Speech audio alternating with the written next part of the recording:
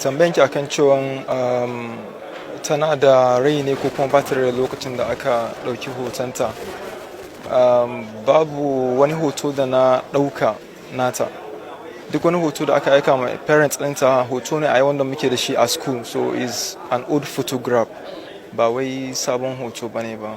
Sannan kuma kin yi magana akan cewa wai ko an datsa ta, babu wanda ya yi amfani da wuka wurin illata jikinta, gaskiya babu. Bayan ta cika haka gaskiya babu wanda ya taɓa ta da wani wuka gaskiya. An sa ta ne a cikin buhu, shi wannan buhun ya ɗan yi mata kaɗan, so da her legs were somehow folded, kamar an ɗan lankwasa kafanta kenan, gwiwanta, tunda buhu yana da faɗi yayi. Ita kuma ai karamar yarinya ce. Kawai an ɗan, kamar a ce an ɗan lankwasa kafan mutum ya ɗan lankwashe haka kawai, a ɗan cusa shi. Yawa kwana nawa ta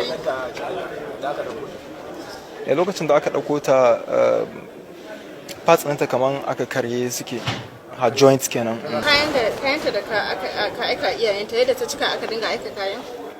Ka cire kayan ne? Shi wannan kayanta da aka aika ne kwaya biyu, dama aka aika, ko in ce abubuwa kwaya 3 aka aika. An aika musu da rigan sanyinta wacce take akwai uniform dark blue, wando da riga, sannan akwai shi wannan jacket din akan rigan, sai kuma hijab din akwai badge a jikin shi. So an aika musu da rigan sanyin da kuma badge din, so da kuma hoto. Bayan ta cika ne aka cire. Bayan kwananta nawa a wajenka, a gidanka kafin ka mutu?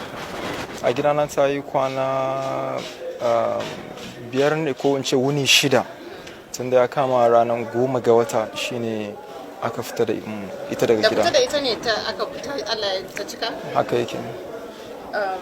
Yanzu da aka amma sai da ta kwana 1 a waje tukunna sannan a yi ta rasu. Yanzu aka kawo kotu ya kaji?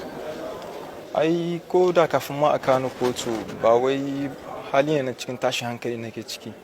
Da wanda ya sani a bayan zai san haka. Shi wani al'amari ne wanda dama ba wanda zai ji daɗin shi a yi. Ko da a ce kana da ɗa ko ba ka da ɗa, ai musulmi ne mu.